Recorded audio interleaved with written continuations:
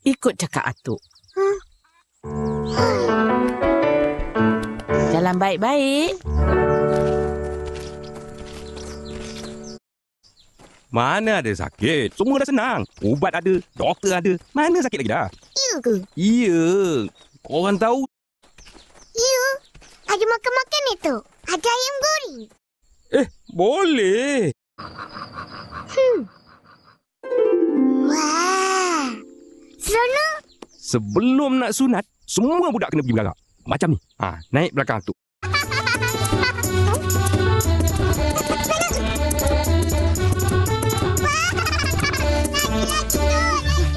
Tak takut dah nak bersunat. Dah sampai. Fizi dengan Nissan pun ada? Open! Wah! Jangan lari!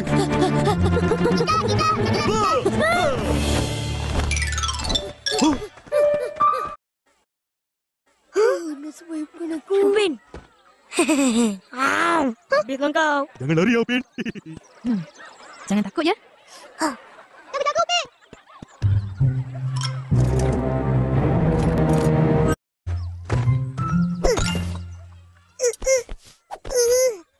Tak sampai ke?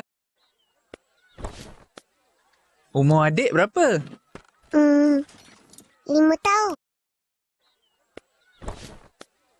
Umur adik berapa? 5 tahun. Oh, sekolah kat mana? Tadi kat Mesra. Ya, doktor pun dulu sekolah kat situ. Ya ke? Tapi cikgu kata sekolah tu baru lagi. Mail ada. Mimi. Oh, ramai. Doktor pun ramai kawan masa tadika dulu. Tak takut ke nak sunat ni? Tak. Oh, berani. Bagus. Dah, siap. Dah siap.